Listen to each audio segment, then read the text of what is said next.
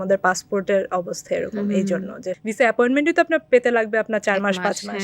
এটা চ্যালেঞ্জ, অনেক ধরনের চ্যালেঞ্জ থাকে। একটা হচ্ছে যে আমার ওই ফেস্টিভ্যালে যাওয়াটা একটা খুব মুশকিল, যে আপনার সেই যে ভিসা পাওয়ার যে প্রসেসটা, অলওয়েজ এমবাসিতে রিকোয়েস্ট করে ভিসাটা পাওয়া, কারণ ওরা ইনভিটেশন পাঠাবে আপনার একটা প্রোগ্রামের ঠিক 2 সপ্তাহ আগে প্রত্যেকটা ফেস্টিভ্যাল, এবং আপনি 2 সপ্তাহের মধ্যে আপনি কিভাবে করে একটা বাংলাদেশি হিসাবে আপনি কিভাবে করে ভিসা অ্যাপয়েন্টমেন্টই তো আপনার পেতে লাগবে আপনার 4 মাস 5 মাস।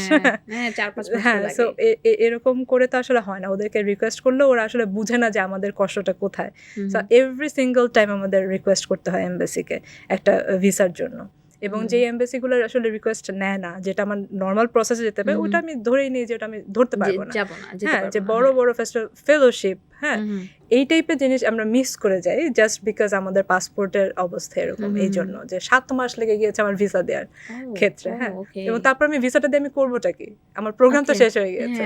সো এই হচ্ছে আমাদের এই একটা সমস্যা তো আছে। আর একটা হচ্ছে যে আপনার বাইরের ক্রিটিকদের যেই পারসেপশন আমাদের সম্বন্ধে, সেটা আমি বলবো যে দিন দিন ডেফিনেটলি চেঞ্জ হচ্ছে বা হবে, বিকজ আমাদের রিপ্রেজেন্টেশন যত বাড়বে তত এটা চেঞ্জ হবে। বাট একদম শুরুতে যেটা দেখেছিলাম সেটা আসলেও খুব ডিসহার্টেনিং ছিল, যে ইভেন বাংলাদেশের সিনেমা যখন তারা জাজ করছে, তারা এই ভাবটা নিচ্ছে যে তারা আমাদের থেকে বেশি বুঝে। হ্যাঁ, সো এই জিনিসটা আমাকে খুবই নাড়া দিয়েছিল যখন শুরু করি যখন এই কাজটা, এবং আমি তাদেরকে বোঝাতেও পারতেছি না যে আমি অবশ্যই আমারটা আমি তোমার থেকে ভালো বুঝি।